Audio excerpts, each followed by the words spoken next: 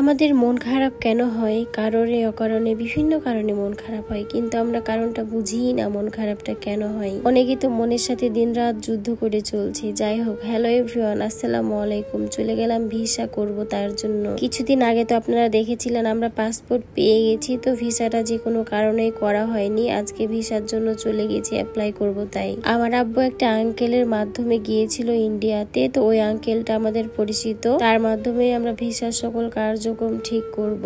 আঙ্কেলের একটা এজেন্সি আছে বর্ণালী মোড়ে, তাই আমরা বর্ণালী মোড়েই চলে যাচ্ছি।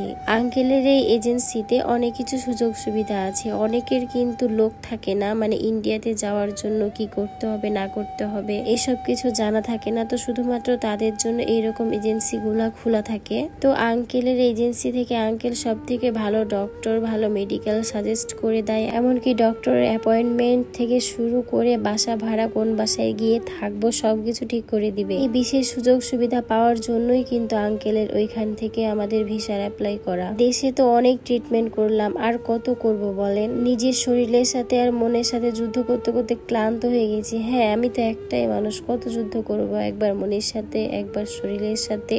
আর পারছি না, আমি হাঁপিয়ে উঠেছি। তাই ভাবলাম যে এই দেশে আর ট্রিটমেন্ট হবে না, বাইরে থেকে ঘুরে আসি। এই তো এটা আঙ্কেলের অফিস। এই আঙ্কেলের অফিসে চলে আসলাম। যা যা লাগে সকল কাগজপত্র জমা দিয়ে আঙ্কেলের কাছ থেকে আমরা বের হয়ে পড়লাম। এখন যাব আমার দাদুকে দেখতে, মানে রাজশাহীতে আমার মায়ের বাসা যেখানে আছে ওখানে আমার দাদু এসছে, তো দাদুর সাথে একটু গল্প টল্প করে আবার বাসায় চলে যাব। যাওয়ার পথে দেখছি রাস্তায় বিভিন্ন জায়গায় কনস্ট্রাকশনের কাজ চলতেছে, এত পরিমাণে ধুলাবালি, আর আগের রাস্তাগুলো পুরোটাই চেঞ্জ করে দিচ্ছে। একটা বাইরের দেশে ট্রিটমেন্ট করব, এর জন্য কত নিয়ম কানুন, কত বাধা, কত বিপত্তি, হায় আল্লাহ। এখন তো ভিসা অ্যাপ্লাই করলাম, না জানি কখন ভিসার ডেট দেয়, কখন আবার হাতে ভিসা পাবো, কখন আমি যাব, নিজের শরীরটা কখন ঠিক হবে। নিজের অসুস্থতার একদমই ভালো লাগছে না। ইতিমধ্যে আমি দাদুর সাথে মিট করে নিয়েছি, সেসব ক্লিপ নেওয়া হয়নি। তালাই মারি আবারও চলে আসলাম। এসে দেখি এখানে অনেক জ্যাম, ধুলাবালি। এই রাস্তায় বিভিন্ন জায়গায় কাজ হওয়াতে ধুলাবালি আর এই জ্যামের জন্য আমি বাইরে বের হওয়া একেবারেই বন্ধ করে দিয়েছি।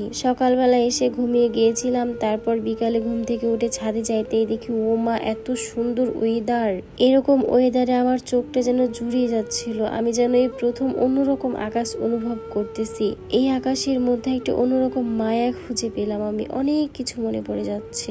আচ্ছা, অনেকেই তো বলে সুখে থাকলে নাকি খারাপ দিনগুলোর কথা ভুলে যায়। কই, আমি তো ভুলি না।